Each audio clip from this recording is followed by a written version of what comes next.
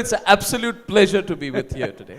I have a large audience. I have a mic. I have no time limit. I have not been on air for 3 months. I'm completely starved. They've told me to have a conversation with you. And there are some of my guests who come on my program who have been probably missing this. It's wonderful to be with you. I have spent some time with you one-on-one in the past. We've had conversations. The one thing which I've always found about you is that you're so normal. You're so... That's an insult. You're so See, this is I do a news program. You're turning this to an entertainment show. Can I please proceed? You're a wonderful person because I find you straight. I find you direct. I don't find you pretentious. I think you speak so much common sense. You say so many deep things in a very understandable way, which explains your popularity and why so many people have turned up this evening to listen to you. I was told that the theme of Rotary has been success, service, and spirituality. We'll try and start off by talking about that, and you can take it forward from there. What is more important, success, service, or spirituality? Choose one of them. If you're… whether you do spirituality or service, you want success in that also. You want to be successful. Sure. Because the very purpose of any human activity, whether it's something small that you do or something large that you do, something very simple as hitting a ball, you want to be successful. You don't want to do it in a goofy way. Even if you blow your nose and want to throw the tissue into the bin, you want to be successful. I'm saying something so silly. Also you want to be successful. The biggest human activity. This means somebody else says, you're doing things you're… But what happens when a person is individually successful but at the cost of others? I personally often think that people turn to spirituality as an alternative to their own success because they feel guilty about their own success and want to make up for it through spirituality. Let's understand what is spiritual process. If you're thinking in terms of spiritual process means you look heavenward, no. This has been cultured, these things we picked up in the last few centuries, otherwise it did not exist in this country, of looking up, Uparwala, doing things. This is a huge problem, which I'm trying to change dramatically now. If little things go wrong in your life, you find one little person there and think it's because of him. If big things go wrong in your life, you find that big guy there and you think it's because of him. This guy is absent. It's time to bring this guy into account. He's been unaccounted man for too long. Small things this guy, big things that guy, what about this guy? It is time. My endeavor is to move people from religion to responsibility because spiritual process means this. What you're referring to as spirit is that which is the basis of your body. When I say that which is the basis of your body, you were not born like this. You came with such a small one and now you become like this. If you put a banana into this, it becomes the same kind of body. If you put a chapati into this, it becomes the same body. So there is an intelligence and a dimension within us which builds you from within. How can any human being know life without addressing this dimension? What is sitting in the hook? Right now, there's an advertisement about the leather, about the woodwork. Systems, does it doing paintwork? That you just live with your body and your work and leather. Without taking… if you want success, it's very normal for human intelligence to question. Because you see people dying every day, somewhere or the other. Okay, when I fall dead, what? Beyond this body what? Before this body what? Is it not a very normal question? But because they messed you up telling you, oh, you came from heaven and you'll go back to heaven and this is what will happen, that's what… about things that they don't have a clue, everybody's talking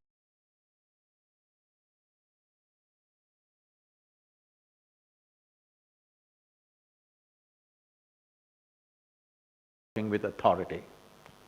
Because of this, now it looks like somebody has to guide you to a spiritual process. If you bring up your children without a single advice, if you're capable of that, it's very difficult, believe me. You know, when my daughter was just 3.5 months old, she was traveling with me. One hand on her and my right leg is always full down, and I drove across the country and she grew up like this with me till she's 5, till she went to school. Every day we are in a different home, staying with all kinds of people, everybody wants to teach her something. I said, one rule is nobody will teach her anything. No ABC, no 1, 2, 3, no Mary had a little lamb, because I don't care whether Mary had a lamb or not. So you won't believe, nobody taught her anything. By the time she's 18 months, she fluently speaks 3 languages because she's all ears, because nobody talks to her. She just grasps everything around her because nobody is teaching her anything. And she grew up like this, and when she was 12, 13 years of age, one day she came up to me. She just came back from school, disturbed about something there, and she said, you're teaching everybody so many things, you're not telling me anything. I said, well, I don't do anything unsolicited. Here you come now, let's see. So this is all you need to know. So what I want to know is how human you are. Let me tell you, this is how human I am. I haven't finished my question. No. I want to know how human you are, Sadhguru. Because… and the reason I'm asking you this is because very often we want to be guided by people who we feel have transcended the insecurities of humanity. So I want to know whether you're scared of something. I want to know whether you experience fear, and I would also like to know whether you have attachments. Can we start with the first? Let me finish this. This is not news hour, okay? When I'm telling you an answer, you can't ask me another question.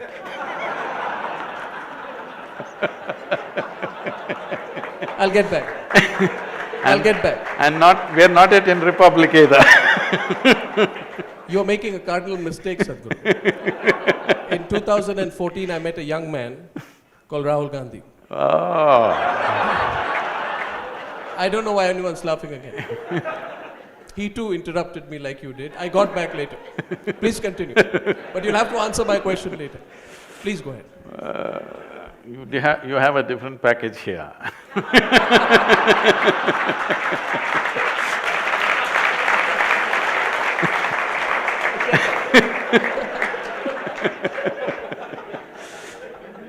So, I will come to that. I'm very much going towards that.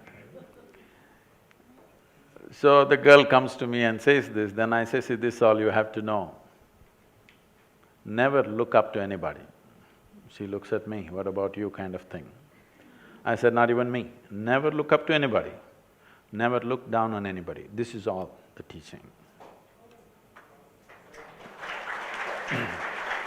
If you don't look up to anything, if you don't look down on anything, you will see everything just the way it is. If you see everything just the way it is, you will navigate your life effortlessly. That's all it takes. Now, how human am I? You just now use the word human, and almost everybody, everywhere I go, they use the word human, always referring to the limitations of being human, never talking about the immensity of being human. Oh, I'm only human. But why are you not saying, I'm human? You're on top, you're the top species on the planet. You're supposed to be on the top of the pile of all the species. Why people are saying, I'm only human is because they're suffering themselves like no other creature. Not an ant or an elephant suffers themselves as human beings do. If their stomach is full, they're fine. For a human being, stomach empty, only one problem, stomach full, 100 problems. The reason is this is an evolutionary thing. It's an evolutionary thing that what you call as your cerebral flower, this brain, is new to you. You know, in the evolutionary scale of things, it is a new happening, this intellect. And most people have not figured how to handle it. They're not suffering the world, they're suffering their own thought and emotion most of the time. Why is it? Your education systems did not even teach you how to handle your thought, how to handle your emotion. Now, the moment you say you're human or not, first thing, the next question somebody will ask is, can I pull a gold chain from thin air? Can I do something else? Or can I pull out a rabbit from the vessel? Or can I pull a pigeon out of my pocket? If I pull a pigeon out of my pocket, what will you have? You will have a bird, I'll have a shitty pocket. This is not going to change anybody's lives. I will show you a miracle. I will show you people who are full-on activity, not people who are sitting in some cave. Full-on activity, all right? 20 hours a day, 7 days of the week, we're all on. I'll show you people for 5, 10, 15 years, they've not had a moment of anger, agitation, irritation, nothing, they live joyfully, blissfully. This is the miracle the world wants. This is the miracle the humanity needs. If this happens to you, you will not refer to human as a limitation, you will talk about human as a huge possibility. My question was about whether you need to transcend a few things. I personally think it's all right. It's good to feel fear, it's good to have insecurities, it's good to be attached. But what we are constantly told is to be guilty about fear, to be worried about expressing or being open about… That's multiplying the problem. Now you have fear and now you have guilt. Sadhguru, I listen to you. I still watch News Hour, so what can I do?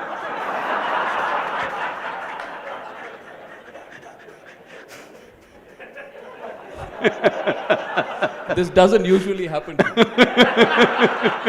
But Rotary Club, well, okay, so you made me forget my question. My point was that we are constantly told to be embarrassed about our insecurities, right? We are told not to have attachments.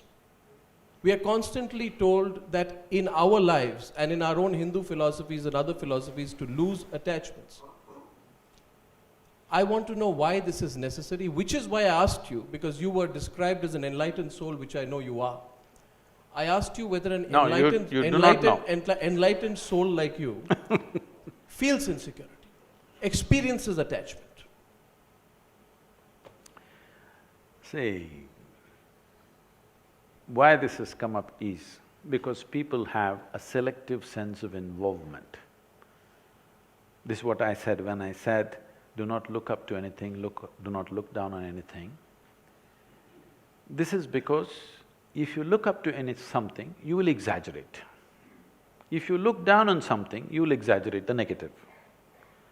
The moment you look up to something, you will get attached to it. The moment you look down on something, you will get dejected by it in some way, disgust will come. So these emotions of fear, insecurity, attachment, detachment, everything is a consequence. Shall we handle the source or shall we handle the consequence? People are always busy handling the consequence. They're telling you, trim your fear. Can you trim it? No way is it going to work. Now you're flipping on the other side and saying, we need not be ashamed of it, let's have it. Is it a pleasant experience, I'm asking?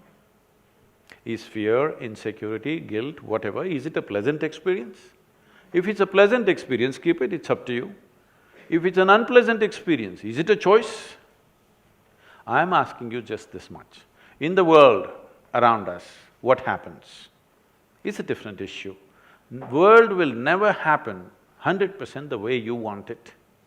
Even if you're just two people in the family, still it doesn't happen 100% the way you want it. If it's 51% your way, you are the boss, okay? More than that won't happen. But what happens within you must happen your way, isn't it? If what happens within you happened your way, would you keep this blissful or would you keep this fearful or miserable or whatever? You wouldn't do that to yourself, isn't it? At least for yourself, you want the highest level of pleasantness. Though what you want for your neighbor may be debatable, but what you want for yourself is very clear, isn't it? So it's okay to have fear, it's okay to be insecure? No, I didn't say that. It's okay to be attached? I'm asking you, if you had a choice… And what about ego, Sadhguru? Fear, insecurity, attachment and ego. These are the four things, Sadhguru, that we are told to get rid of. Over a period of time, we are told that as you grow older and you learn more in life, you must learn to give away all four. Pardon me? Who is your guru? Who's? Why should I reveal? No, but this is a fact. This is what we are told. Is it necessarily the truth? Let's go one at a time. The ego. Everybody is talking about this. Right now, in any human being for that matter, if they do something wonderful, they'll say, I did it. If they do something nasty, it was my ego. So, Mr. Ego is a fall guy. Whenever you turn nasty, he's always there. But when you do good things, it's of course you, isn't it? I'm saying, let's become straight with life. That sometimes you're wonderful, sometimes you're nasty, sometimes you're joyful, sometimes you're miserable. This is your reality right now. You don't need a fall guy. This much sincerity we must bring into our lives, that what happens from within me is me and nobody else but me. If you come to this much, now if you see you're fearful or you're miserable or you're frustrated or you're depressed, if you see it's all because of me, would you not want to change it? Would you not want to change it? 100%. Now, I want to change it, how? Now you're asking for tools. That is why I'm here just giving you tools for transformation. Because tools are important in human life. As human beings, we are dominating the planet only because of our ability to use tools. Otherwise, probably a colony of ants or a pack of dogs could dominate human species. But we can use tools. The power of tools is such. Right now, if I ask you to unscrew a little screw in this furniture, you may lose all your nails, it'll not come out. You may lose some of your teeth, it'll not come out. If I give you a little screwdriver, it'll come out. So similarly, to handle the inner dimensions, there are tools. These tools… this is the USP of this country, which is all messed up right now, that people have not presented it properly. If I give you tools for transformation, the only thing is to learn to use the tools, that's all.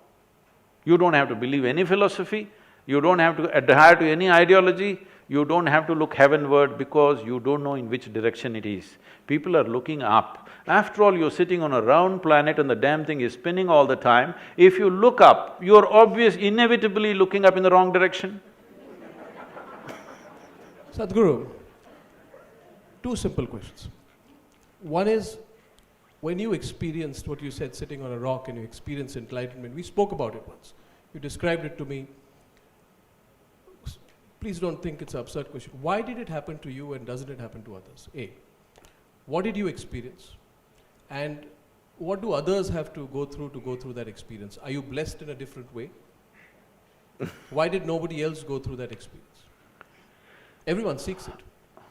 Well, everyone is not seeking it, nor was I seeking it. I was not seeking it. Tell me about it. I must give you some background. When I was just 4.5 years of age, I suddenly realized that I don't know anything. I don't know anything means I don't know anything at all. To such an extent, if somebody gives me a glass of water, I would be simply staring at the water for hours on end. I know what is water in terms of how I can use it, but I don't know what it is. Even today we don't know what it is. With all this scientific exploration, we still do not know what a single atom is. We know how to break it, we know how to use it, we know how to fuse it, but we don't know what it is. So, if I saw a leaf, I'm just staring at it for 5–6 hours. I sit up in my bed and I'm staring at the darkness for the entire night. My dear father, being a physician, thinks that I need psychiatric evaluation. You also beginning to think.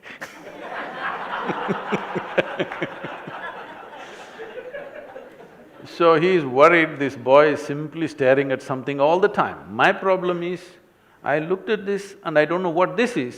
I am not able to shift my attention to another one. What is this? What is that? What is that? What is that? By the time I'm 5, I'm a billion questions. And nobody seems to know anything. Initially, they were all comfortable, I thought. They all know, only I don't know.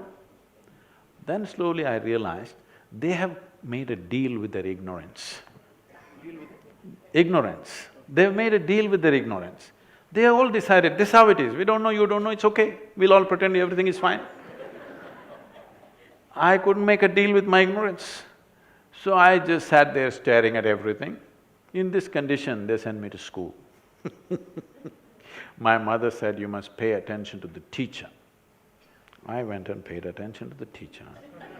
The kind of attention the teacher would have never received in their life. Initially, I heard their words and sort of understood what they were trying to say. But after a while, I realized they are only making sounds. This will be very useful. They're only making sounds. I am making up the meaning in my head.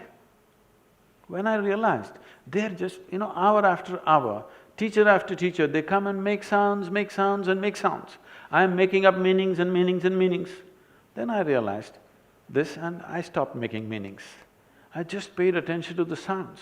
After some time, it became so amusing, a big smile spread on my face. But they were not amused. Things continued like this. About 8, 9 years ago, the school where I studied over 45 or 50 years ago, they came to invite me for their 125th anniversary. I said, see, why me? Because I was not just a bad student, I was not even a student. I only went there when it was a must. They said, no, no, our school has produced union ministers, our school has produced test cricketing stars, film stars, you're the only mystic, you have to come. So I went. So I go there and stand up in the quadrangle to speak, and I look around, same oppressive buildings. Then I look like this classroom, suddenly it reminds me I'm 12 years of age. And those days I wouldn't speak for many days at a time, because when you don't know anything, what to say? So one afternoon, the teacher is trying to get a response from me. He's asked a question and he's waiting for a response. I simply look at him. I say nothing. He can't make out anything of me. And after some time, I don't even see him. It's like that for me. I know his past, present and future, but I don't hear what he's saying. After 35, 40 minutes of this effort, he got so mad with me. He came and held me by the shoulder, shook me violently like this and said, you must either be the divine or the devil. I think you're the later.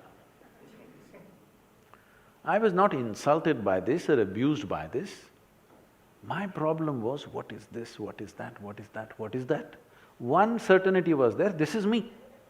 Suddenly this guy confused me about this also. I looked, is this divine, is this devil, what the hell is this? I thought this is me, this was okay till then. Suddenly I didn't know what is this. So I tried to stare at myself, it didn't work, so I started closing my eyes. What was minutes then went into hours, went into days, and that is my spirituality. And then what happened? By the time I'm 15, I'm almost ready to leave home for an armed struggle. These are the days of Charu Majumdar and Somalu, and I want to leave because anything that I perceive as injustice, my stomach burns, so I want to rush.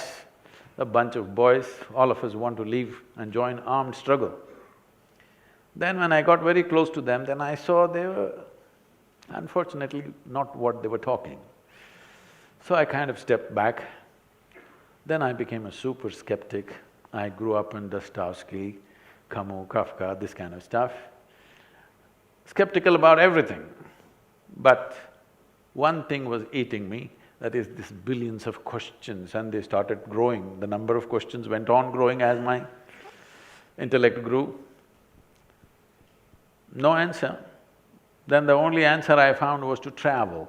So initially I cycled across South India, then I motorcycled across India, I crisscrossed India many times all over the place. Then when I was 19 plus, I just, I've been riding since I was 11 without a license. But by 18, the day I became 18, I went and got my license within a week's time. So suddenly I thought I'm super empowered, I can go where I want. Then I came to Nepalese border and then they stopped me and they asked for a passport. I didn't know what it is, you won't believe, I was nearly 20, 19 at least. I did not know what is a passport, I thought my license will get me everywhere. Then that was a kind of a realization, I thought, okay, I can't cross these lines. So I went back, determined to get myself a passport and some money so that I'll travel forever, because the only thing that cooled me down from these questions was, I was moving. I rode across the country alone by myself, simply, not going anywhere in particular. I saw India like very few people would have seen India, in a completely different way. I just walked into villages, just knocked on a door and said, I'm hungry, and they fed me without asking my name, where I come from. Sometimes I was tired, so I slept in their homes. Next day morning I left without asking their name, who they are. But that imagery, those people, those emotions, that stuff, I think it hugely enriched my life. And the terrain, I can run that terrain that I've seen, thousands of kilometers of terrain, is like a video in my mind.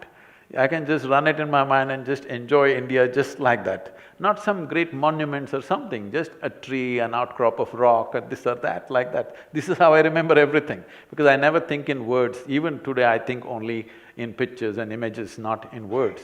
I think that's what keeps me very, very entertained by everything that I do. So then I thought I should make some money and got into business, became far more successful than people would expect in a short period of time. And everybody started clapping their hands, you're doing great and wonderful. But I was doing all this to get away from everything. But as success came, I try to put one finger, then all the 5 fingers went, then all the 10 fingers went, it'll go right up till here. I think those highly successful business days probably was the most wasted days of my life, because there was no exploration. I did variety of things. I started half a dozen small businesses which all started growing, which people would think is success, but when I look back and see, those 6 years of my life are probably the least creative part of my life. Why did you do it? I thought I'll make money and ride away. Why did you want to make money? To ride. To ride? Yeah, to fill the gas. To put gas in the tank all the time. Because right from the age of 12, 13, I've been riding cycles across South India. After that, I've been on the motorcycle. I don't know how to… You need gas. So I thought I need money to really go away. So it caught me up, and then one afternoon, it's in Mysore city. How many of you are familiar with Mysore city? Okay. There's a little hill called Chamandi Hill. There is a tradition in Mysore, at least there was at that time, for the youth. If we fall out, we have to go up Chamandi Hill. If we have nothing to do, we went up Chamandi Hill. So that afternoon, between 2 business meetings, I just had about an hour and a half. Without even thinking, I just rode up Chamandi Hill. I have camped there, I have trekked this hill right from my childhood, I know this too well. So I park my motorcycle, climb up and sit on that now famous rock. But I'm telling you, the rock is not special. It's like the Bodhi tree. The tree became more famous than the Buddha. So, I just went and sat there. My eyes were still open. And suddenly I did not know which is me and which is not me. Till that moment, it was always very clear, this is me, that is somebody else. I have no issue with that somebody, but this is me and that's somebody else. Suddenly I did not know which is me and which is not me. What was me was just everywhere. the very rock upon which I was sitting, the air that I was breathing, the atmosphere around me, everything had become me. I thought this madness lasted for about 10-15 minutes, but when I came back to my normal state, it was about 4.5 hours. My eyes were still open. For the very first time in my adult life, tears. Me and tears were impossible. I lived like this. But tears to a point, my shirt is all wet. And every cell in my body is bursting with ecstasy. When I shook my skeptical head and asked, what is happening to me? The only thing that my mind could tell me was, maybe you're going off your rocker. Then when I shared with my closest friends, something is happening to me, it's too fantastic. That, come on, what did you drink? What did you pop? I saw there was nobody around me, nor anything in my mind to tell me what's happening to me. All I knew was, I've hit something which is a gold mine, and I don't want to miss it for a moment. And I just discovered this. If I just sit here without messing with my thought process and my emotion, my entire system will burst out in ecstasy. And a few days later, I made a plan, because I thought I'm the first one to discover this at that time, because I had no spiritual… I'm not acquainted with spiritual traditions, I've never read a scripture in my life. Till today, I've never prayed to anybody or anything, nor have I attended any spiritual discourses or anything. So I thought, this is the first time, I know. And I made a plan, in 2.5 to 3 years' time, I'm going to make the entire world ecstatic. See, 35 years. Well, we have touched 150 to 200 million people, but that is not my idea of the world. Slowly, these days I've become wise. Now I realize so many people have so seriously invested in their misery. They are not going to withdraw their investment so easily. It needs so much coaxing and cajoling and life knocking them on their head. So many things need to happen to them, or you have to threaten them with death. Otherwise, they will not withdraw their investments, even though it is causing enormous pain and suffering to them. They are not willing to withdraw their investments in misery. So slowly we are working. I know I will die a failure, but a blissful failure. I've made a mistake, Sadhguru. My mistake is that I'm constructing a studio for our channel Republic. I constructed it in Lower Parel. Can you tell me the way to Chamundi Hill, please? I want to build my studios on Chamundi Hill. I'll also experience ecstasy every moment. I don't know about my guests. I can make it happen in wherever you are. This is fascinating, sir. Life changed after that. The most important thing is, the perception of who I am changed. I'm not talking the idea of who I am, the perception of who I am. I went up the hill as a smart young man, very cocky and confident about everything. I came down as real nothing. Just nothing means nothing was left in me. I remember that moment. I came down around 7:45, 8. It happens to be a Saturday evening. We are in a construction industry, and Saturday evening is the time when we give out labor to everybody. In front of our office, there are some 500 people waiting. And my partner, I come and park my motorcycle and I still got the engine revving. And I look in and my partner looks out and he can't believe on a Saturday evening I'm not there. He just looks at me like this. I just looked at this entire scene. This is something we built.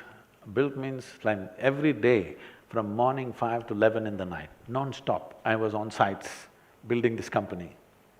I just looked at the expression on my partner's face, he just looked quizzically, what are you up to, why are you not here, kind of look on his face.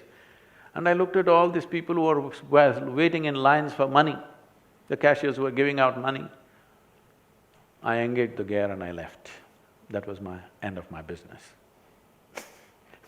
Then I loitered around the town because I didn't want to go home. I didn't want to face my mother because suddenly she was no more my mother. Somewhere I was little struggling with that. I knew when I went home, I wouldn't look at her as I have looked at her for the last 25 years. I didn't go there till 11:30 in the night. I wanted her to go to bed, but our mothers are such, she's still waiting. I put my head down and went and said, I'm not hungry, and I went and locked myself in the room. Because though something so fantastic was happening, I was still struggling between the two worlds. Everything that I considered as myself till that moment was gone. And suddenly I look at people, it's indescribable because so many things that you're involved in, it's like you almost died. I think this is how it must feel when you're dead. So many things you think, this is it, this is it, this is it. But tomorrow morning, poof, the man disappears. Nothing. Doesn't matter, you cry, you yell, he doesn't respond. He's completely gone. Just like that, I was completely gone. The person that I was just gone. Sadhguru, you meet a lot of interesting people. Who is the most self-aware or the most enlightened human being you've met? A lot of people around me. Name some and why? Oh, usually they are not famous names. The simple people. Avoiding my question. No, I'm not. There must be some See, people we know. the most who you find fantastic most human beings on the planet are usually not well known.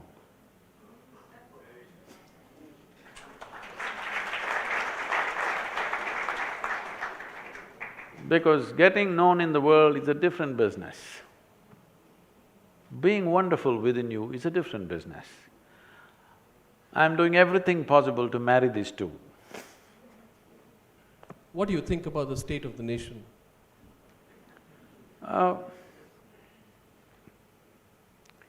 See, we must understand that as ancient we are as a nation, the idea of a modern nation has not really sunk into everybody's minds. I believe the way you have named your new venture, in some way, you want the idea to sink in to people's minds because a nation is not some God-given thing. It is something that exists in people's minds and hearts. It's just an idea that we enshrine in pursuit of common well-being. But it goes somewhere altogether. Over a period of time, people start thinking it is the thing. That's not how it is, but it is the thing, it's an important aspect. Because nation is the largest segment of humanity that you can address right now. If you could address the entire humanity, it would be fantastic. But that's not possible, that's not realistic right now. That may be the ideal, but that's not realistic. So right now, nation is the largest segment of humanity you can address. India as a nation is a world by itself. So though we have a history of what we call as Bharat or Hindustan, which goes back to 10,000–12,000 years of history, though within this geography we had at certain times over 200 political entities, still we were considered a nation, both by people within and those outside also considered this nation, though there were different kings ruling all over the place. Why this happened is a unique thing. Most nations or all nations are made on the sameness of something. Sameness of language, sameness of race, sameness of religion, some sameness is important. We have defied that completely. We have never tried to be same in any sense. If you drive 50 kilometers anywhere in the country, every 50 kilometers you meet different kind of people. They look different, talk different, dress different, eat different, everything is different about them. But still we have been a nation for over 10,000 years without maintaining the sameness. I think it's an extremely unique and fantastic happening which we must culture, nurture and preserve. What is it that kept us together? Why people outside called us a nation, though we were ruled by different entities all the time? Fundamental thing which made us one nation is that every nation in the world believed in something. We as a nation never believed in anything. We have always been a nation of seekers, seekers of truth, seekers of liberation. Today's… in today's generation, this might have gone out of the present lingo, but it's coming back in some other way. In previous generation, if you spoke, in a day, my grandmother wouldn't end a conversation without at least once uttering the word mukti or moksha. It was like day-to-day thing. It's not like at the end of your life you're thinking mukti, or when you go to your spiritual discourse you're thinking mukti. No, in day-to-day life, in conversations, every day mukti, mukti. Maybe that is why today people are shouting azadi, azadi. Maybe it's coming back in another way, but… You've heard of the ongoing discussion on freedom of expression, and I personally felt pretty outraged last year when a group of people started to make it fashionable to speak against the nation. We saw the limits of the debate on freedom of expression last year. Sadhguru, my question to you is in the context of what is happening today. We've seen a little bit of that happen once again on the North Campus of Delhi University. In your view, why is it becoming fashionable for some people to run down the nation and then use that as an example of the freedom of expression? I find that hypocrisy. What do you think? Everybody is very freely quoting the Constitution. It is the Constitution of India which gives you the freedom of speech. You must stress on the word India. It is the Constitution of India, it is not some divine constitution which has given you this freedom. It is the Constitution of India which has given you this freedom. The moment you question that, then you have questioned the fundamentals of the making of a nation. See, religions have their own constitution. The only problem with this constitution is it's not amendable. A nation has a constitution, but if all of us don't like it, we can amend it. It's not given by somebody, we made it, we agreed to it, it's an agreement. Our constitution is an agreement among us. So when the freedom of speech was given, they put 8 restrictions.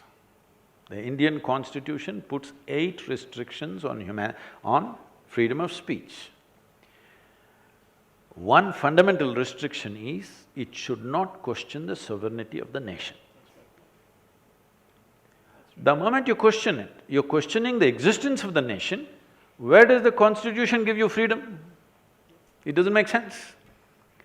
So, these things are coming from a certain background. I'm telling you, I went through this when I was 13, 14. By the time I was 15, I was ready to pick up the gun. Because they have fiery talks every day, you know. Very insightful, not insightful, very inciting kind of talks. So fired up that you want to do something. And when you're young, you always think, violence is the solution. Those people who are talking about peace, they don't believe in it, they believe in violence. The moment you talk about breaking up something, there is going to be violence, whether you like it or you don't like it. If you don't have to go that back far in history, if you just go back to 1948, when the country was broken, because we didn't have the courage to fix it, we broke it, we're still bleeding. 500,000 people died, endless amount of suffering people went through, and still there are colonies both here in this country and that country which are still not sorted out. Yes? Still, even properties are not settled 70 years. How long do you think is human lifespan? Are we going to live for 1,000 years, that we're going to settle our problems over 70, 100 years? Still, both the nations are bleeding. When I say bleeding, don't think only of the human blood. What is the kind of investment we are making in our armed forces? Only because we broke this country, isn't it? Otherwise, everything could have been focused on the well-being of the people. I'm not commenting on this. Just recently when I was just reading the newspapers, I saw $28 billion for a missile defense system from Russia we're buying. We are buying much more. But I'm just saying, $28 billion, when I think about it, we could educate every child in the country, we could nourish every child in the country, we could do so much work. We could make sure people in this country live well, but we cannot do that right now, simply because we broke the nation. So if you talk about breaking it further, this will go on for centuries, because breaking will never be clean breaking, it'll not happen like that. When you break, somebody will be this side, somebody will be that side, so much human suffering, resentment, hatred, which you cannot solve. This line that was drawn just 60, 70 years ago, can you believe it is only 60 years? The level of hatred we have for each other. You can't cure this, isn't it? So, breaking is never a solution. It's better to sort it out. Whichever way it comes, better to sort it out. For that we have a framework which is called the Constitution. Constitution, I'm repeating this, is not a divine document. It is an agreement between you and me, so that in every step that we take, we don't collide with each other. Yeah. This is the law that we will follow, that's all. Yeah, I agree with you. I'm so glad that you have made your position so abundantly clear on this subject, because I don't know why people are conflicted, Sadhguru. Some people say they are conflicted even over issues such as whether you need to stand up for the national anthem. We had the No, that's because in the theatres, in one hand they have popcorn, in the other hand they have Coca-Cola. They cannot stand up, you must consider these things. No, but there was that absurd debate last year, and I know many people here would know about it.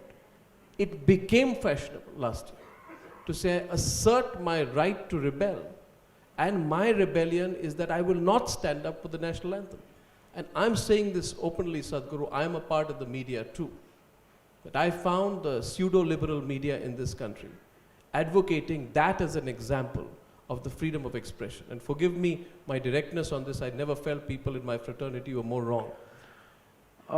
See, what we need to understand is, we are picking up bits and pieces from developed nations and trying to implant it into our country. Well said, well said. When… said. When 50% of the population has not even eaten properly, you can't be debating nuances of democracy. It's just stupid.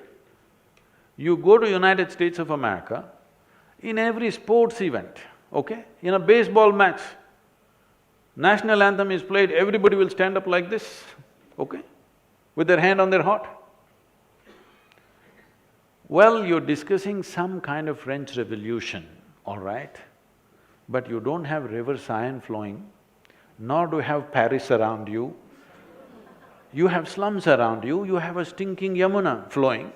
You shouldn't be talking the same language. And half the people have not eaten properly. Just take a walk. Just take a walk in one of the villages.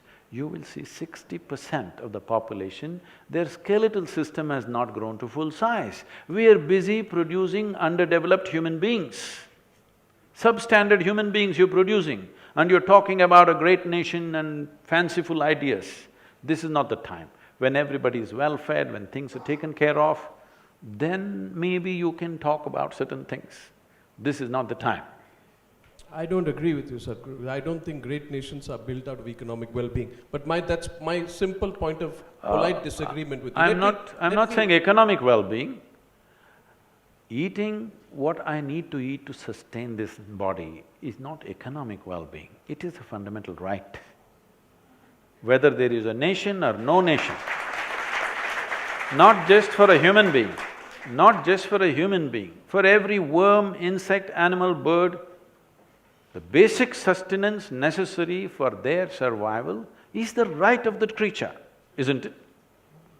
So this is not about economic well-being, this is a must for every life. Every worm, insect, bird, animal, tree must get the fundamental nourishment. Of course, we are included as one of the creatures. No, I meant it in your linking the talk of a great nation to whether we have everything that we need. I think we still can be, even if we don't. Sadhguru, with again polite disagreement with you, what happened in Bangladesh after the famine also saw the rise of the greatest form of nationalism in Bangladesh. So History teaches us different lessons at different points of time. I don't want to argue with you on this. We'll go aside and have an argument after this. My point to you, which provokes me to take this discussion further, Sadhguru. Why have we become, like, have we insulated ourselves? The better we do, the more we want to cut ourselves off from our own country and our surroundings. And I agree with your previous point. In 1997, Sadhguru, I was in NDTV. There was a story which came out, a reporter called Sampath Mahapatra called me. And he said that there is a story I want to go and report. And we needed approval from the headquarters to send the reporter down there. Sampath went there and he said there's a village where people are dying. We sent him there. When he went there, he said that there was an entire village which was dying. And the reason for that was horrifying. There was complete starvation in that village. There was a drought, there was no health facilities, there was not a grain of rice. So the people of this area, which is the KBK, Kalahandi, Bolangir, Koraput belt in Orissa, started taking the seeds of mangoes, putting it into muddy water and making a soup of it. That, because it was so hot, started becoming rotten.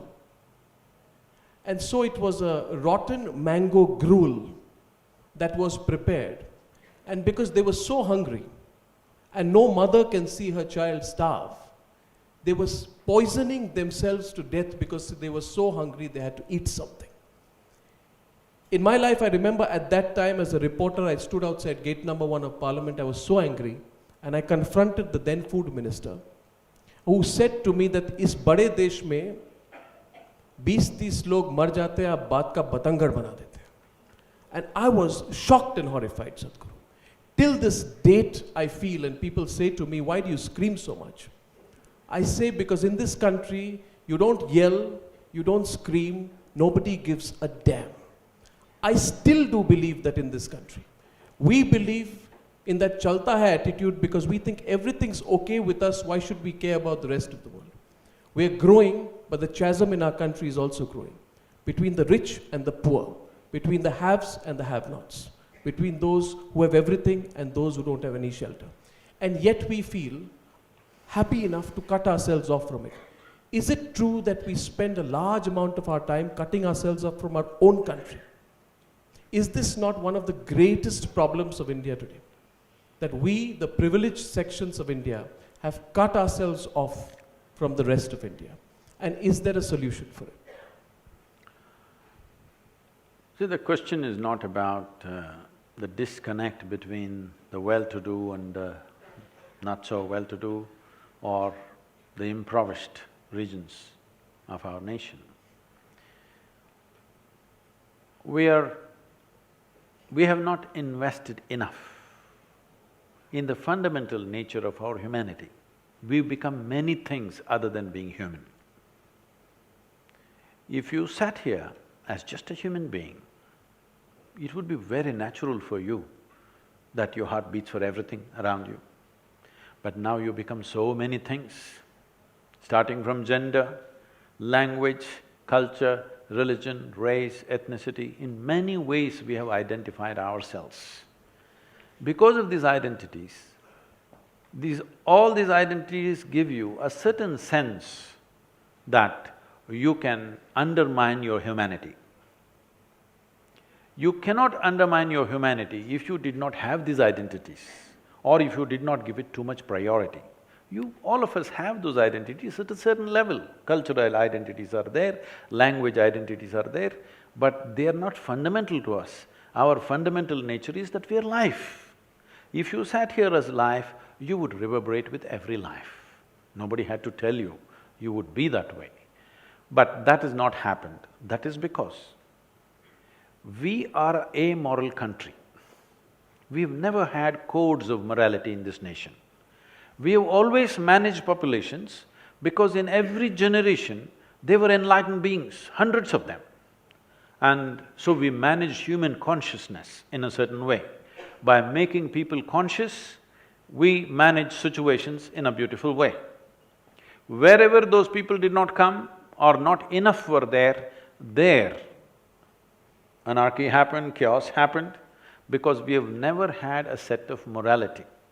Because morality makes you act, but doesn't transform you.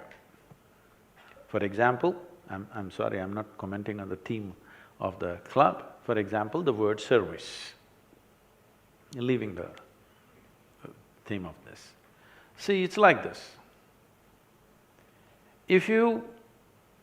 let's say there is a child starved out on the street. If you pick up the child and feed this child and take care of this child, you think it is service. But if you pick up your own child and do that, you don't think it is service. What is the difference, I'm asking? For one, your heart is beating. For the other, it is not. So the barrenness of heart is the basis of all this. We're always trying to do good. You don't have to do any good. You just have to become a full-fledged human being. A full-fledged human being means a natural conscious response to everything. And what best you could do. And that's all a man can do. That you are at your best always to everybody and everything. Are you doing the greatest? Maybe not, but I'm doing my best. If every human being does their best in every sphere of life, with every life that they come in touch with, something will happen. But above all, this is a more large-scale problem, that there is lack of planning, lack of policy, lack of corrections, and irresponsible population explosion. In 1947, we were only 33 crores. Today we are 120 crores or 25 crores. 4 times over in 70 years is irresponsible reproduction. This is not because we have over-reproduced, we must understand this. In 1947, the average life expectancy of an Indian was only 28 years. Today we are reaching somewhere 63, 64, which is a great achievement. We should further push it. But on an average, a woman used to go into pregnancy when she was 14, 15 or 16. Today we've pushed it to something like 19, 20 is the average when they're getting pregnant. So by the time she's 65 or 70, there are 4 generations behind her, or 3 generations behind her and 1 or 2 generations ahead of her. That means right now in many families there are 5 generations living. This is not good. This is very brutal what I'm saying, I know. But at any time, there is space only for 3 generations. Your parents, yourself and your children. There can't be 5 generations living. That's what is happening right now in this country and in many other places, especially in this country. 5 generations are living, so there is no space. Once there is such a load, people will keep their humanity in the attic and go about brutally.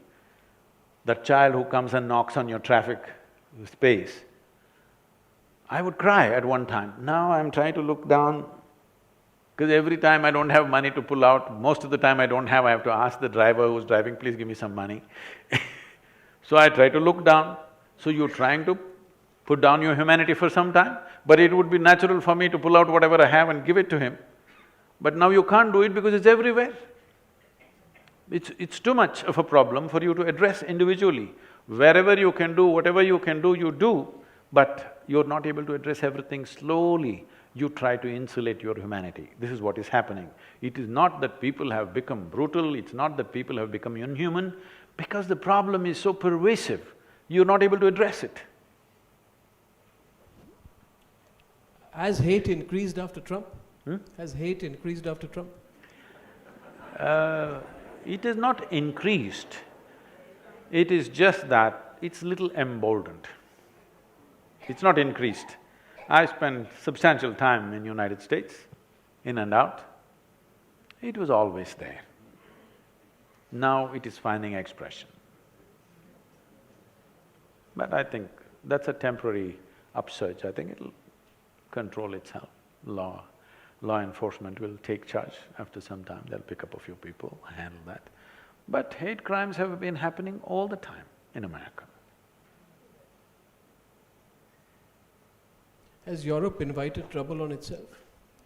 You know, it's opened the doors, there's been a lot of immigration. They have not opened doors, they've closed all the doors, they've built fences. Now they are. they're just not allowing the media near the fences anymore. Or media also is part of it, they don't go near the fences, they only shoot the open spaces. Their cameras don't pick up the fences. Most nations have put up barbed wire fences wherever the migrants could come and they've stopped, all right? You can't blame them either because they're coming in millions. If millions of new people come with a completely different culture, a religion which they will not compromise, and they will not fit into your society, they will try to create their own society, local people will feel insecure.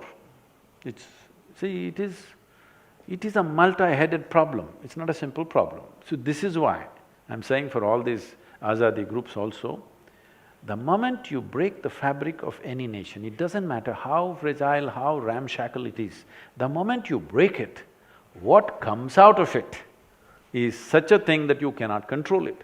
See, if you had not bombed out these nations, if you had not bombed out Iraq, Syria, Libya, Afghanistan, wherever, if you had not done that, if you had negotiated and settled those problems to whatever extent, you can't fix all the problems, at least you could have contained the problems. If you had done that, these people would not be moving to Europe. Somehow they would continue to live because nobody wants to leave their place of birth and their parentage and everything just for nothing. When it becomes terrible, they want to go. But once the momentum starts, the things that I've seen in Europe, I cannot utter here, it's terrible. What these migrants are doing to themselves to earn just one meal is too horrible. The women are all on the streets, all kinds of people with children and everything, they're on the streets selling themselves because there is no other way to make a living. These are all people who lived reasonably well. Reasonably well means maybe not in the same level of economic well-being as the Western Europe, but they lived with some dignity, with some pride in their own lands. I drove from Beirut to Damascus to the Iraqi border, I just drove myself through the desert and fantastic country it was just 7 years ago, you know, really nice country. Particularly this city, Aleppo city, which is an 8,000-year-old city, this city was built on taxes levied on Indian traders. So you must assume, what is the level of trade that was happening between India and Damascus and Jerusalem was such, just by the taxes that the Indian traders paid, they built a city, a living city, 8,000 years old, one of the most beautiful cities, if you ask me. Today when I see on the news channels Aleppo, what is it? Is this a solution for anybody?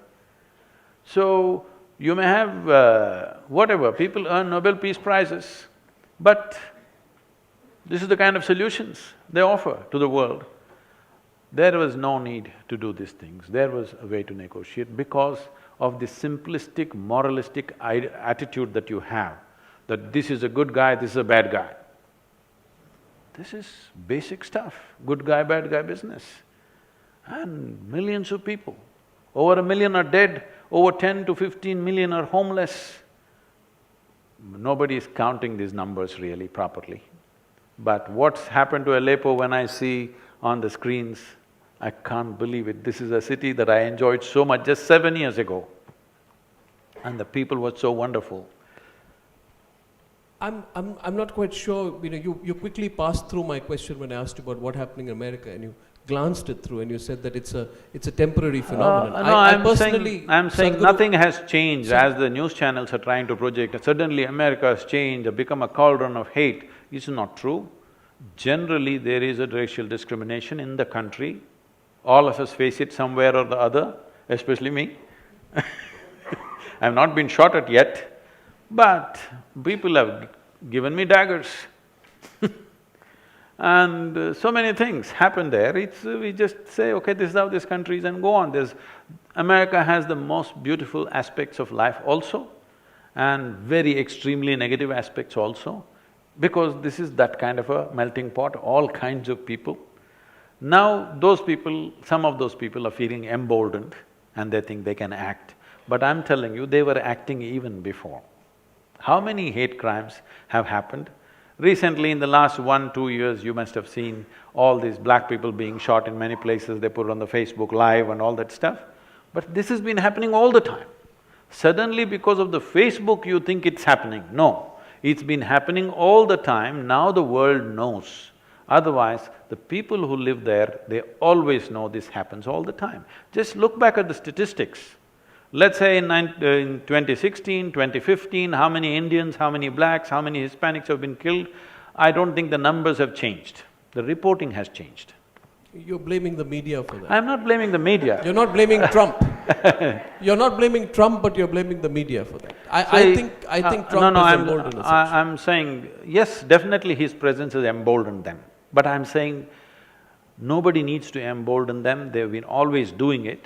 Yeah. Maybe now they're uttering the words.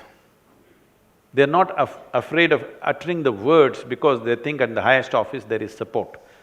Sadhguru, now let's look at a few issues that you've raised in the last 3 minutes. You say that, there must be a better solution, there must be no confrontation. Non-violence is not always the answer. No. I would argue. Yes. It's okay to say, it doesn't deliver results. No. In your view, can non-violence be an answer, for example, to jihadi terrorism? Not at all. So, if not so, then what I would like you to tell this audience is, dealing with one of the greatest individual constructs of problems in the world today, which is jihadi terrorism, in your view, Sadhguru, what is the direct antidote to jihadi terrorism? An immediate and quick solution to it. What is the direct antidote? That's what I'm doing, that's my work. But quick solution, I don't have one. There's no quick solution. Individual transformation is the only solution, but that's not a quick solution, but a lasting solution.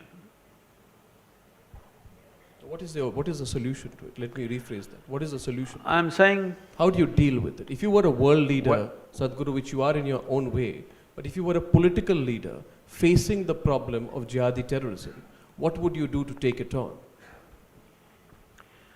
See, we must understand this. Though nobody wants to spell it out, nobody wants to say it,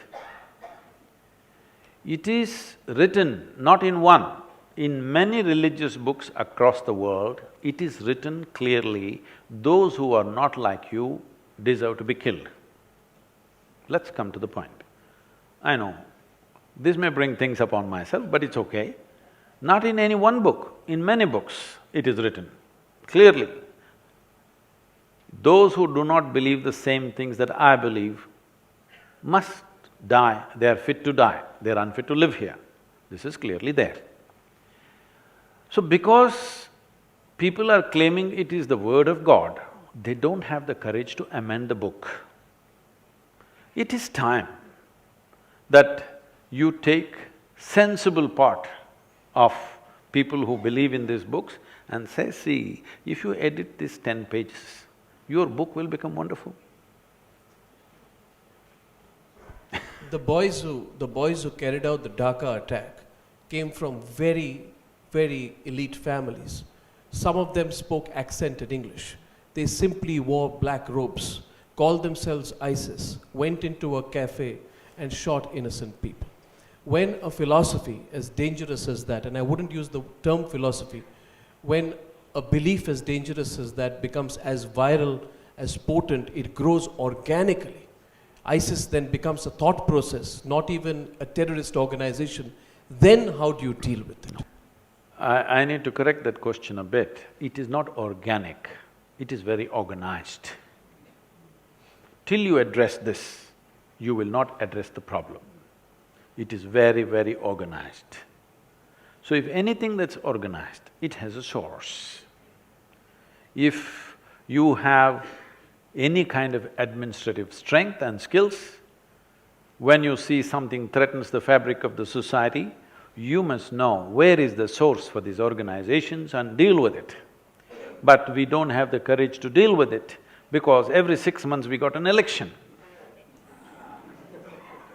Okay? Every 6 months or 8 months there is an election going on somewhere. And because of the… this I'll blame on you. Because of 24/7 channels, some election is happening in Manipur, it feels like a national election is happening in Tamil Nadu, everybody sitting and watching Manipuri elections. Because it's made to feel like there's election going on, and when politicians are in election mode, you don't expect responsible action. It is expected because this is the nature of democracy. That is the time of hyperbole, but that should be only once in 5 years. I think we are working towards that. That's a good thing, that elections will be only once in 5 years, and that's how it should be, because it is not that they're all bad, but these are the compulsions of a democracy. When you go into an election campaign, you cannot say, I'm taking this economic step, this economic step, this economic step, because the crowd there doesn't understand any of these things. You have to rev up their passion about something. So in that mode, you can't fix a nation. So this is not organic, let's be very clear about this. This is super organized. It has grown everywhere in the world with a tremendous sense of organization. Where there is an organization, there is always a head, and if you know how to administer a nation, you must know how to handle this. One observation, Sadhguru, which is and a comment. Probably you haven't seen Oh My God. You need to have a look at that. Because to get all the spiritual gurus in India under one platform never happens. It only happens when you scare, and since you're using the word screwed up, I'll use the word when you scare the shit out of them. But coming to the serious part of it, I consider you, and I want to give a disclaimer. I really don't. I have a spiritual sense within me, but I don't really follow any spiritual guru.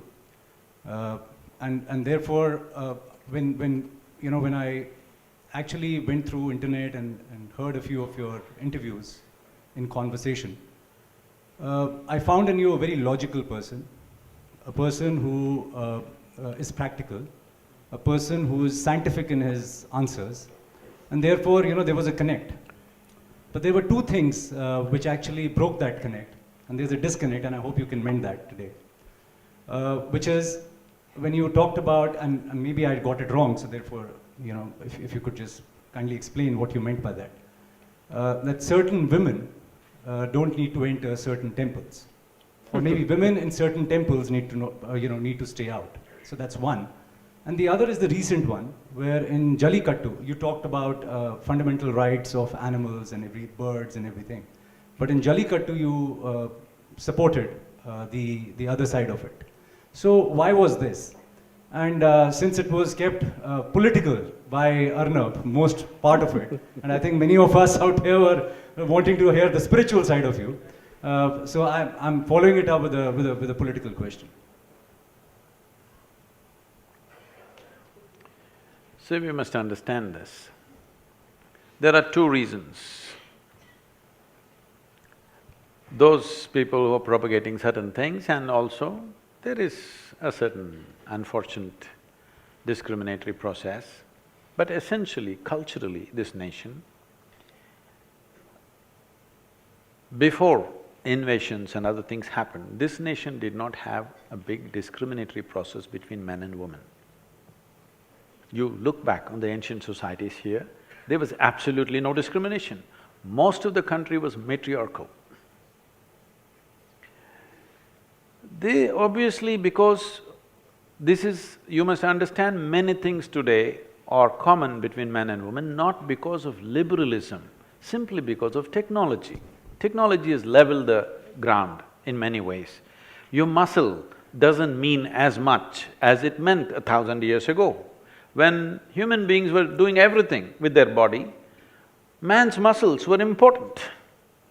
So he dominated the world in a certain way. Once technology came, your muscles, if you have a lot of muscles, we'll give you a menial job, we're not going to make you the boss here. So because of that, things changed slowly. But in the spiritual dimension of this country, there never was any discrimination.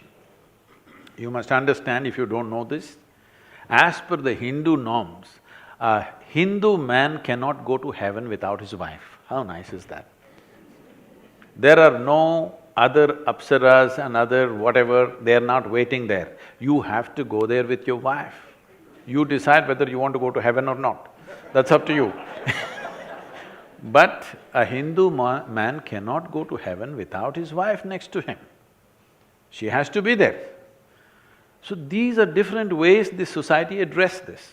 But when the invasions happen particularly, first thing that they're going for is your wife and your daughter. That's the first thing that people will take away. And it's the most disgraceful thing and the most painful thing. So they all hid them in the granaries of the time. And when continuously these raids were ravaging the society, slowly, don't step out of the house became a norm. Because generation after generation, the raids kept on happening. So there are many historical aspects, leave that. About the temple entry, there is no such thing anywhere that a woman should not enter a temple because she is a woman. Do you understand? It is just that certain temples, they are doing certain occult work. There are certain forces there. I have to talk about biology. One thing is mountain temples, we said women should not go. Because you must understand, those were days, this is a tiger land. When I say tiger land, today the poor tiger has to be protected as if it's a pussycat. Those days they prowled in thousands. Going into the jungle and coming back alive is a big thing. If you don't know this, even today there is a practice that if tribal people walk in the jungle, though there are not so many tigers anymore, they will take some incense and walk because they don't want the wild animals to smell them. There is Samrani in the South Indian temple. You know what Samrani? What do you call it in North? Samrani only, right? Yeah, either they burn it or they smear it on their body and walk so that the wild animals, the carnivorous animals cannot smell you. It is no more relevant because there are not so many left. But at that time it was really tiger country. So the very nature of woman's biology is such that a carnivorous animal will always smell out a woman much more easily than a man. Especially at certain times of the month, it will definitely smell her out. So they said, mountain temples she should not go. All the mountain temples, they're restricted.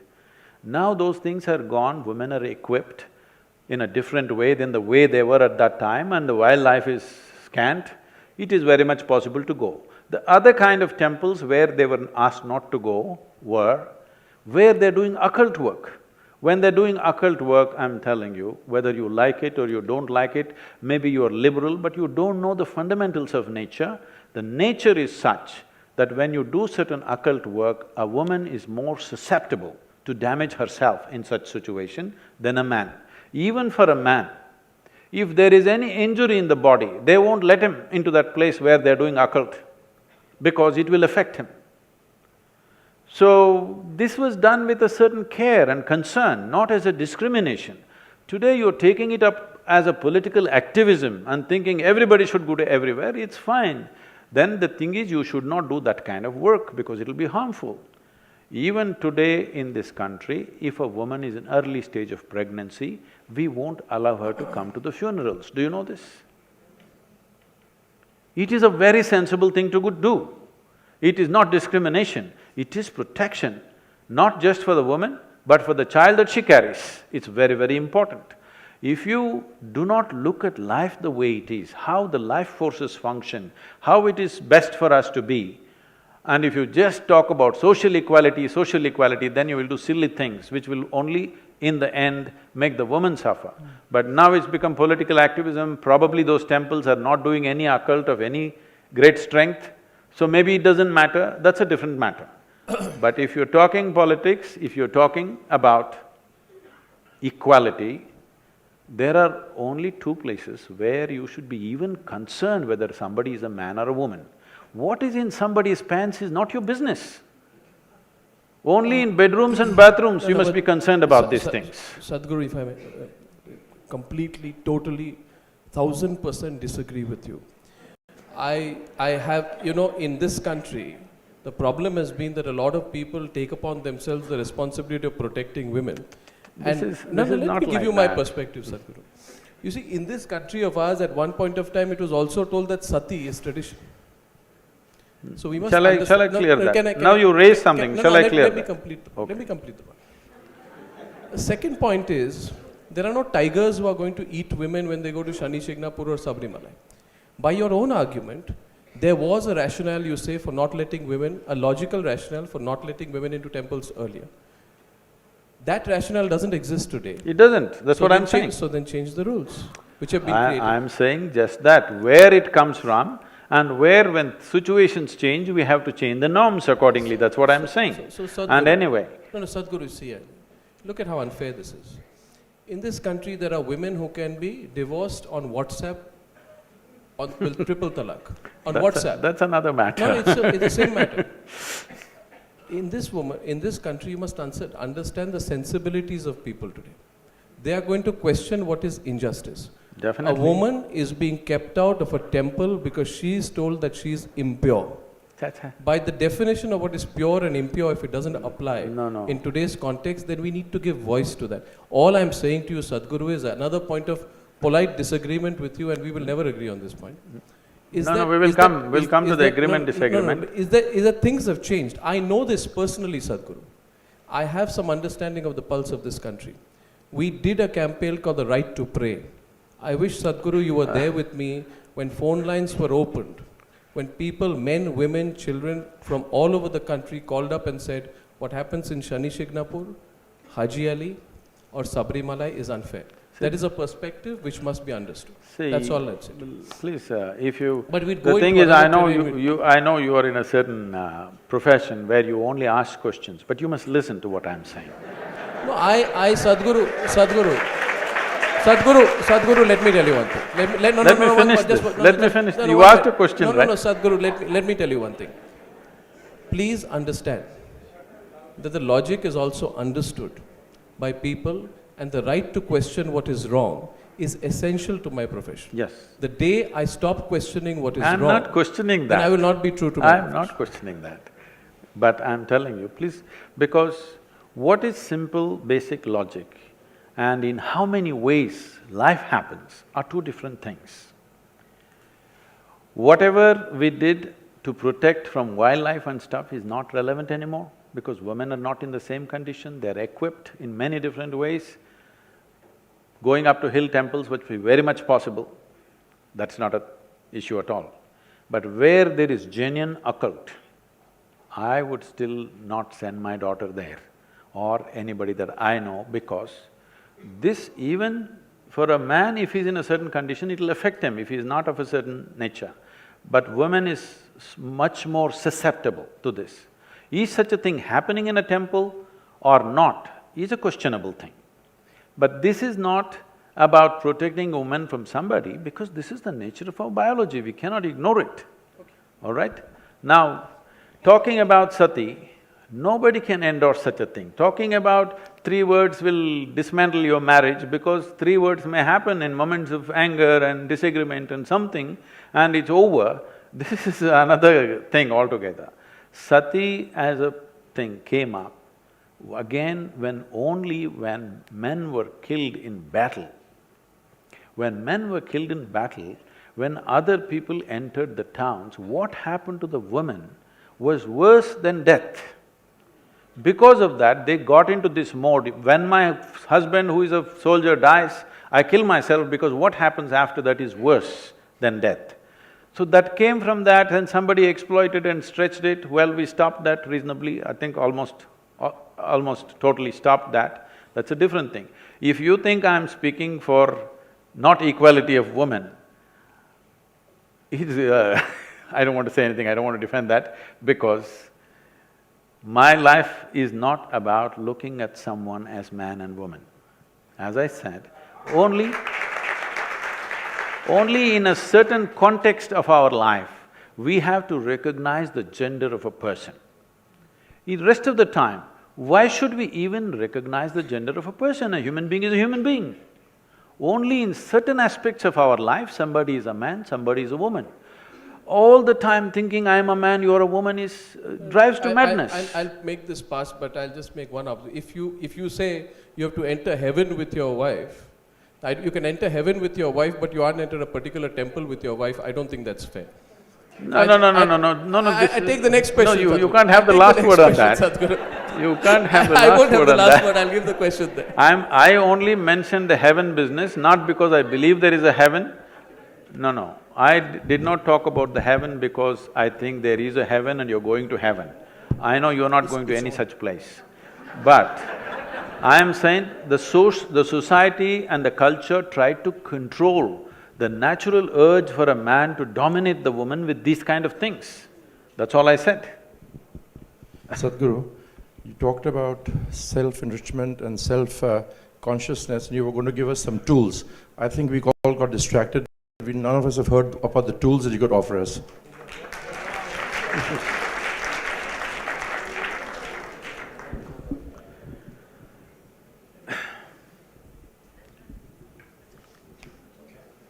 So it's like this. The nature of your existence, your experience and your perception is right now like this. You know that you're here right now because you can see, you can hear, you can smell, you can taste and you can touch. Suppose right now you just dozed off a little bit. You're still very alive and everything is going on here. But if you doze off a little bit, first thing is I will disappear, for sure. If you doze some more, everybody will disappear. If you go more, even you will disappear. This is the nature of human experience. Simply because the five sense organs have shut down, suddenly the world is obliterated, even you're obliterated. Or in other words, your entire experience of life right now is limited to five sense organs. These sense organs, in the very nature of things, cannot see anything the way it is. They can only see everything in comparison. You know what is light only because you know darkness. You know what is sound only because you know silence. You know this only because of that. Because, see, right now if I touch this, my hand says this cup is cool. No, it is not so. It is because of the way my body temperature is, I'm thinking this is cool. If I lower my body temperature and touch this would be warm to me. So your entire perception is by comparison. Perception by comparison is good enough for survival process. It is not good enough for knowing the nature of life. It will help you to survive in the world. These five sense organs will help you to survive in the world, but it will not give you any sense about what this life is about. So if you have to know life the way it is, not the way it's projected to be. When I say not the way it is projected to be, see right now, let's say you're 6 feet tall. Now, in this society, you stand like a tall man, you walk like a tall man, you feel like a tall man, you are a tall man. You went to another society where everybody is 8 feet tall, suddenly you feel like a short man, stand like a short man, walk like one and feel like one, and you are one, isn't it? So what you know by comparison is only good enough for survival in a given situation. It is not good enough instruments to know life in its essence. So if you want to know something more, you have to enhance your perception. Right now, everything that you carry in your mind as information is all these comparisons and half bits and pieces. When I say bits and pieces, right now you can see this part of my hand. That means you cannot see this part of my hand. This is not just with my hand, even if you take a grain of sand. If you see one part, you cannot see the other part. This is the nature of human perception. When this question came up, when Arnab asked this question some time ago, when I was a child, I stared and stared, trying to bend my perception around this because I can see only a part of it. How to see the other part? You won't believe this. By the time I was 11 years of age, I would walk in the jungle alone by myself for 3 to 4 days till my bread lasted, alone. And I learned to see in the dark absolutely as good as the animals. And not just walking, I caught dozens of snakes in the dark. They couldn't believe that I can see as good as them, but I could pick them up because it is just a question of enhancing your perception, and a human being is capable of this because on this planet, we have the most evolved neurological system. But because of cerebral activity, which is new, evolutionary scale, it is a new happening. Because of that, we are too enamored with our thought and emotion, we don't feel so many things. But actually, you have a better neurological system than any creature on this planet. Do you agree with me? But if you want to smell something out, you'll bring a dog. If you want something else, you look at something else, because they don't have this thought process. They're able to just be keen on how they perceive their senses. But human beings' ability to sense anything has gone down because they are completely going on with their own thought. Their own thought and emotion keeps them busy for their entire life. Their psychological reality has overshadowed their existential reality. This is the biggest problem. So when we talk about life, we are not talking about a psychological space. Today if you say life, if somebody says my life, you are supposed to think he's talking about his work, he's talking about his family, he's talking about his car, he's talking about his wealth. He's not talking about life. Life means this, what is throbbing inside and keeping this alive right now. This is life, isn't it? But when people say life, you're supposed to understand that he's not talking about life, he's actually talking about his job or wealth or money, a business or something. Because your idea of life has become purely survival. The idea of evolution or the possibility of this evolution is that a human being is capable of rising beyond their survival process. This is the reason why survival doesn't fulfill you. For every other creature, their survival requirements are taken care of, they're just fine, they have no other issue. Eating, sleeping, reproducing, their life is complete. Till these things happen to you, you think these are big things. But once they happen to you, they don't mean anything. You want something more to happen. If that something more happens, you want something more. If that something more happens, you want something more. If you look at this, what you want is not more, what you want is all. And if you want all, you should not go by extending physical boundaries, because physical can never be all, isn't it?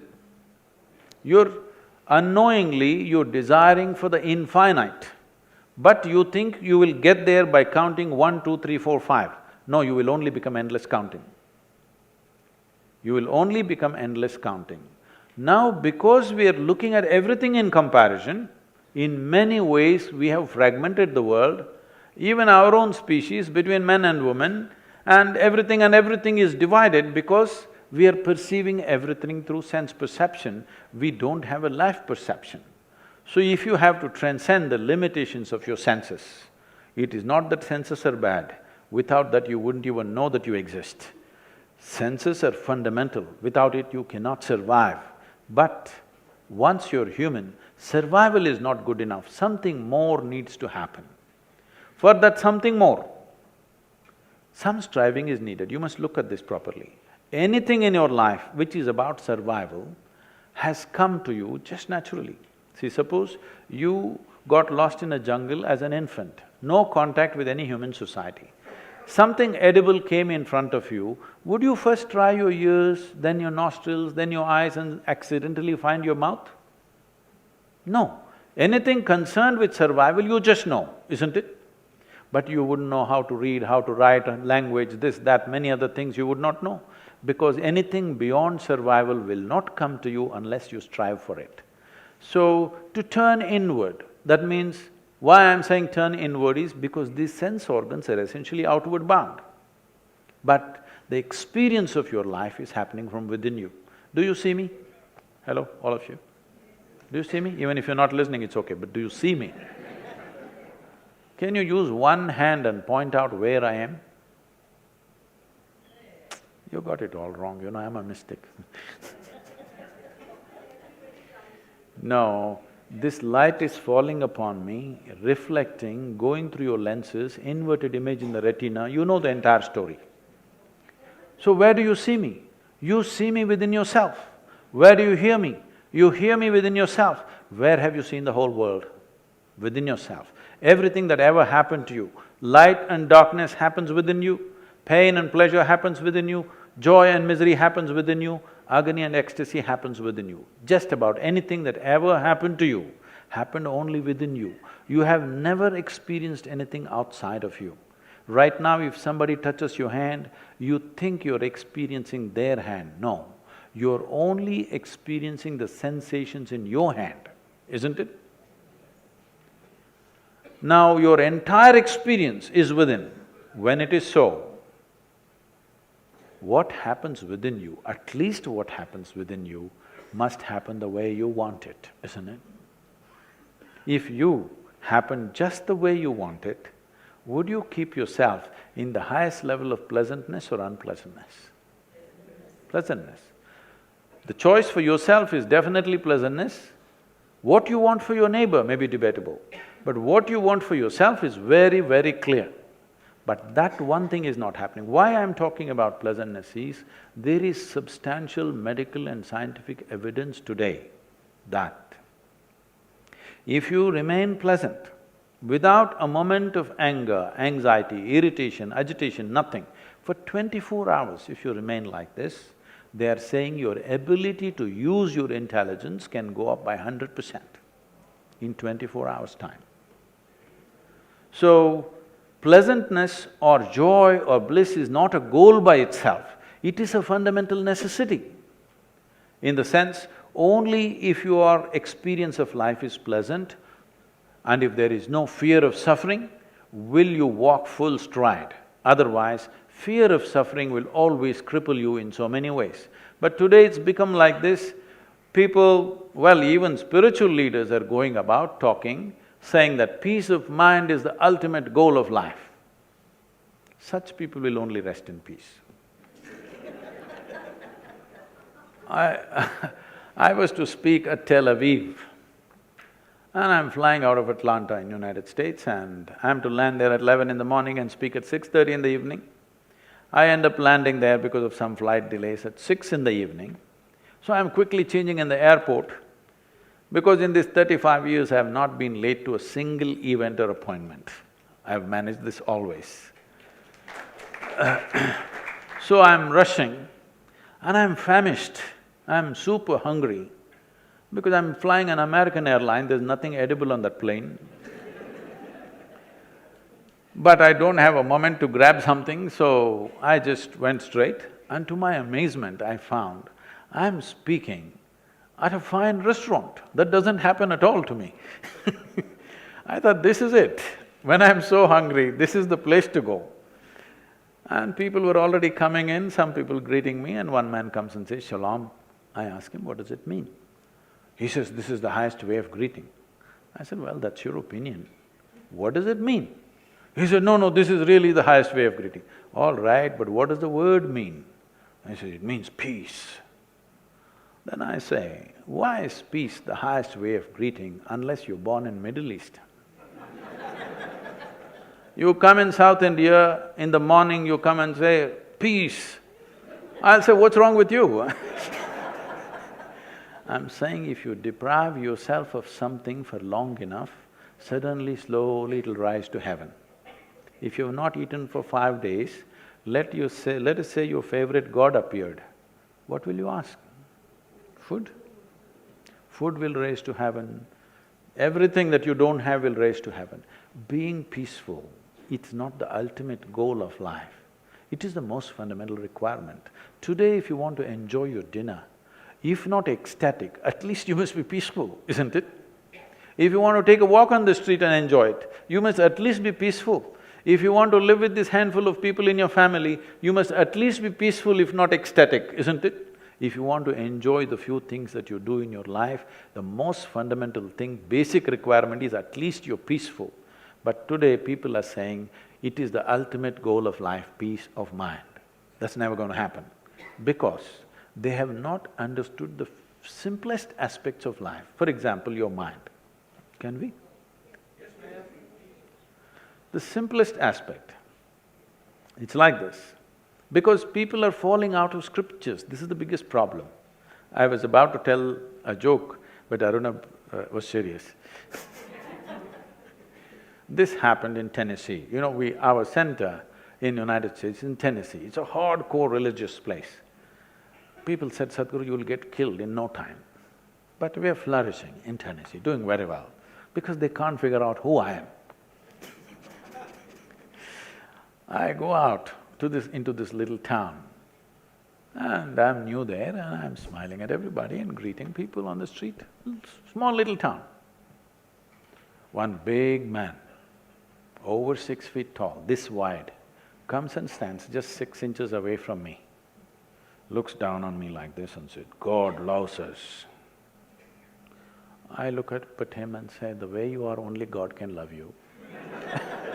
He has to love the mistakes he has made. Before he realizes, it takes time to get things. By then I'm gone, of course. So in Tennessee, every family has a huge Bible, not small, big ones, this big, leather bound. The bigger the family, the richer the family, the bigger the size of the Bible. Almost every home has 10 commandments carved on the stone. Most of it goes from South India, these carvings. So it's good business, I watch this and say, okay, it's good for our economy, commandments or no commandments. So, this little boy, 8-year-old boy, went to school on East Coast and came back home in the vacation.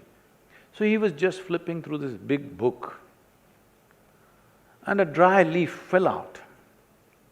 The boy started screaming, Mama, Mama, see what I have found. His mother said, what have you found, my son? He said, just come and see what I have found. So the mother came running to see what. Then he pointed at the leaf and said, Adam's underwear.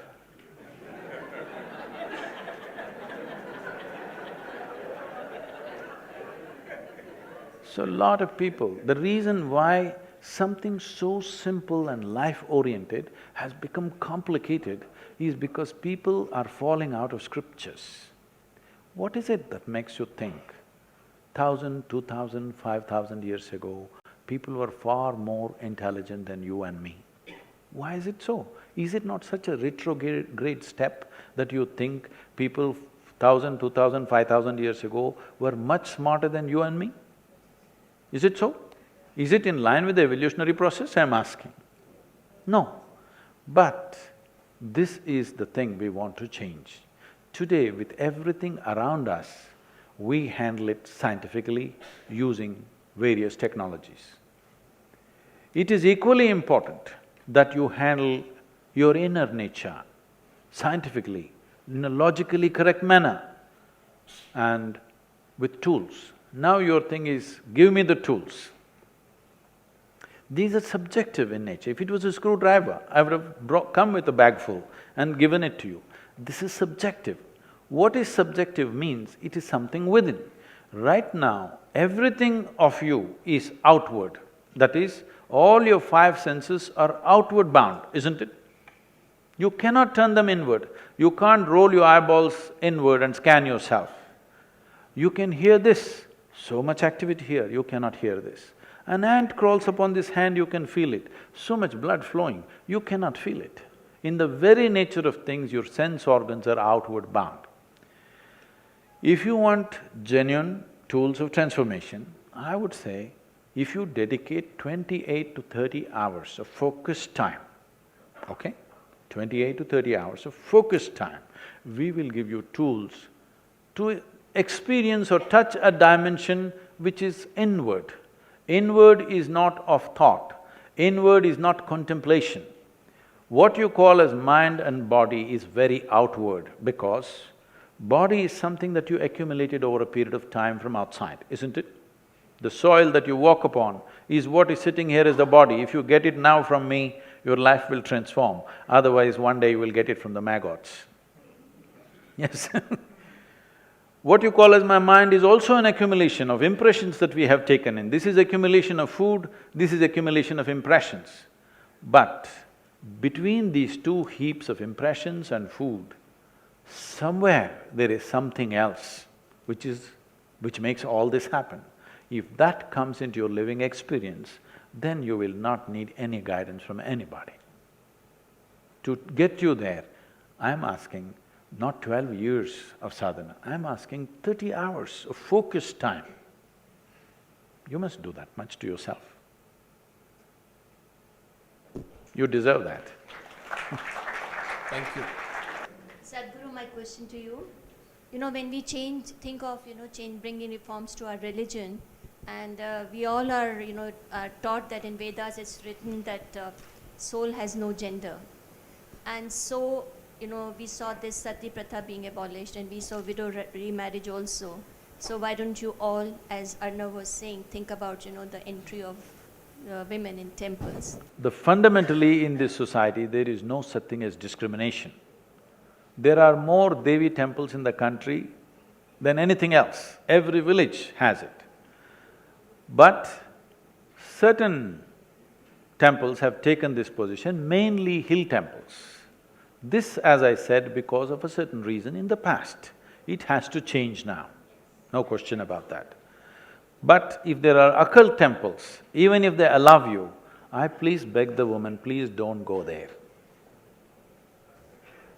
By law, if you're allowed, by norm, if you're allowed, still you should not go there, if you have any sense. So my question is to both Sadhguruji as well as Arnab. What's your view on our leader, Prime Minister? And I would like to ask both of you, Sadhguruji, if you are the Prime Minister tomorrow, what is one change which you would like to bring in our country?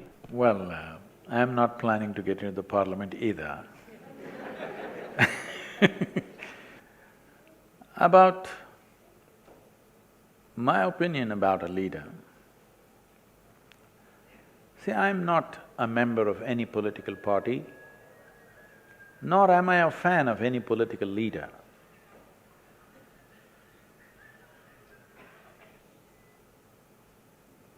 Nor am I a fan of any political leader. But I have to say this, I'm politically conscious maybe for the last nearly 50 years now. I've been reading newspapers for 50 years, so in this I find now it looks like we have the most determined leadership ever. Are they right or they're wrong? It's not for me to take a call whether they're right or wrong. At least India is topmost on their mind. This is very heartening for me. And because I have been in certain situations with variety of political leaders in the past, it always scared me that for 24 hours if you're with them, they don't have one single thought on their mind today what they can do for this country sitting in such a responsible position. Which kind of, really shook me. How is it somebody that is heading a nation with such a huge population and 1 million problems doesn't think today what can be done? At least today you have a leadership where nation is on the topmost in their mind. But do we have to agree with everything that they do? Not necessarily. Can we disagree with them? 100%. We can, if what is being done is not right for the country. Arnab spoke about this prior today morning also where I was telling them, nation is an idea. Without bringing pride and emotion towards that, you are not going to make it happen. This is a crime we've committed. In 1947, when there was a euphoria of emotion and thing for the nation, people are willing to die for it, that was the time to enshrine the nation in everybody's hearts. We did not do that. We had fanciful ideas and we did not know what to do probably. In retrospect, in postmortem, we can say many things. We don't know what was their mindset and what was happening, whatever. They lost control over that, they lost that opportunity. Whenever there is strife in a nation, that is the time when you can once again reshape a country. When people are comfortable, unfortunately, most people will not be conscious. We have to build a humanity which will be in utmost comfort and still conscious. That is when we really build a good nation. But still we are in a place where unless we are in a strife, we are not conscious of the larger well-being of what needs to happen. So, in many ways, today, even if there is no real strife on the street, there is strife. Arnab is going to be active in 2 months. Small issues. When I say small, I am not saying small in significance, I am saying small in size. See, a child falls into a tube well, it is small in size but not small in significance. A life is a life, okay? If it is my life, it's significant. So it is the same way it's significant for everybody's life. It may be small in size, but it is significant for what it is. So like this, there are 1,000 issues in the country, and for the first time we have mediums through which all these issues can enter everybody's heads and everybody can think about it. So there is strife, there is going to be strife in this country. When I say strife, don't think something has to happen on the street. No, it needs to happen. Strife needs to happen in people's hearts and minds. So that is anyway going to happen. When this is happening, this is the time to build that sense of pride. But pride should not become prejudice. It's very important to build that pride in who we are and not developing prejudice against those who we think are not part of us. This is a very subtle process which needs to be done. Is there some ideal way of doing it? No, we will have to mess around with it. That's the only way it will happen. But a new generation is coming, young people, whose thought process, whose way of looking at life has changed in many ways. Today, for the first time in the history of humanity, more human beings are able to think for themselves than ever before. Whether they're thinking right or wrong is not the debate, but they're thinking. At one time, a scripture would think for you, a guru would think for you, an elder would think for you, one man in the village would think for you. Today, everybody is beginning to think for themselves. Once this happens, people will become in such a way, unless something is logically correct, they cannot swallow it. If you make them swallow it, they cannot digest it. This will happen. Right now, you are still a generation who's still willing to acknowledge an authority and try to digest something which is not logically correct. But your children will be such, even if God comes and speaks, if it doesn't make sense to them, they will reject it. So well said, so well said. We are just on the verge of that. So this is a time, this is a good time, because now we are moving to a place where only truth can be the authority. Authority cannot be the truth anymore. Doesn't matter where the authority is coming from. This evolution is anyway going to happen in the next, in my estimate, I'm saying somewhere between next 20 to 40 years' time, all the heavens will collapse. When I say heavens will collapse, do you know what's in heaven? You must know. In Hindu heaven, the food is very good. If you are a foodie, that's where you must go. Nala himself cooks for you, the best chef.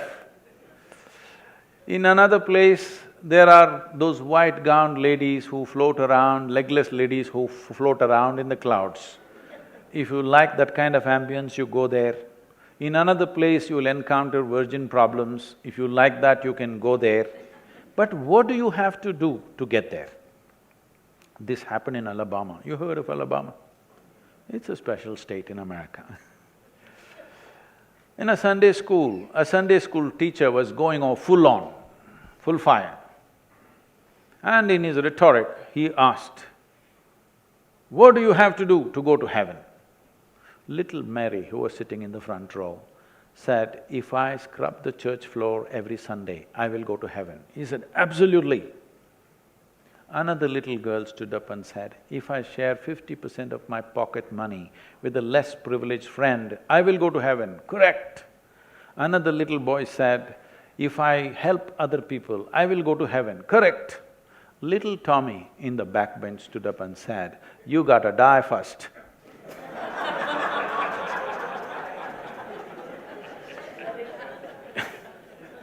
That's a qualification. You got to die first. When you die, depending upon what culture you are, we will either burn you, bury you or cut you and throw you to the birds. One thing is, if you have not done anything eco-friendly, I'm assuring you, at least when you die, we will do something eco-friendly about you. We'll put you back to earth. It's a very good thing to do. If you take this body and go away somewhere, this is the worst thing to do because you're taking away the topsoil. So, you will leave your body here and go to heaven. You went to heaven without a body. What are you going to do with good food and virgins? This is what I want to know. When you don't have a body. So I am saying, heavens will collapse. Once people start asking logical questions, heavens will collapse. When heavens collapse, we have managed humanity for a long time, telling them, doesn't matter you're suffering here. God is looking at everything you're suffering. One day He will reward you up there. With this we have been managing humanity, so this will not work. When this doesn't work, what will people do? One big thing that will happen is, we will move towards chemicals. To be peaceful, we already need chemicals. To be joyful, we need chemicals. To be healthful, we need chemicals. 70% of the United States population is on prescription medication. The other 30%, of course, buying it off the back streets. Just see, in the last 25 years, how many more people are consuming alcohol? How many more people are consuming drugs on this planet? It's gone up 10,000%. This is simply because in their minds, heaven is collapsing. You must understand this, that somewhere else it will be good, is going away. They want to have it good here. Unless you teach them how to simply sit here and be blissed out about your existence itself. The very life within you is an ecstatic process. If you don't teach them this, 90% will move towards drugs and alcohol in a huge way in the next 25 to 30 years. This is not a moral issue for me. I have no moral judgment on that.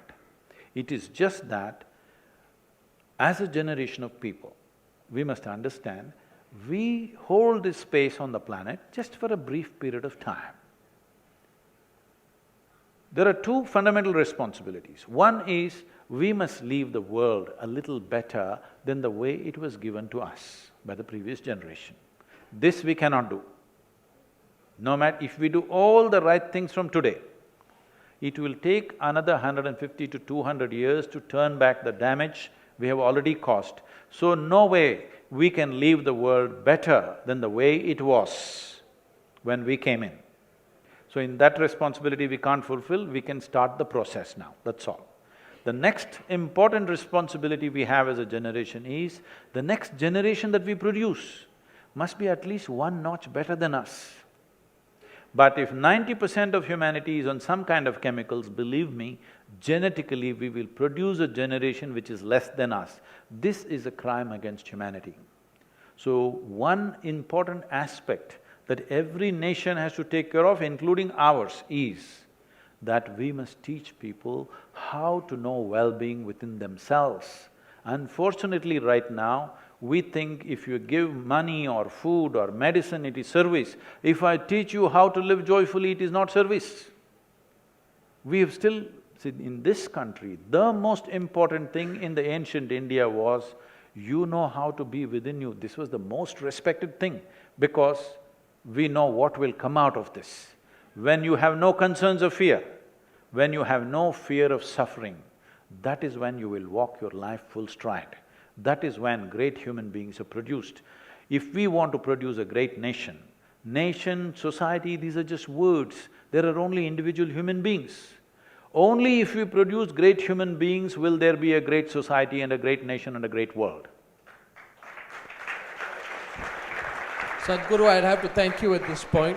Talking about perceptions, and I read in the speaking today about you talking about perception and expanded awareness.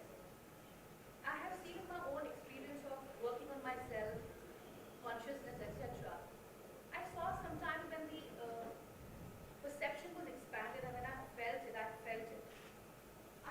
saw that there was a very thin line between imagination and perception. There were times when one could actually pick up a lot of information about things around us, like the energy. And sometimes it was like, is it my fear or is it everybody else's fear, the collective consciousness? What validates that within me? That is it me? Is it imagination? Is it perception?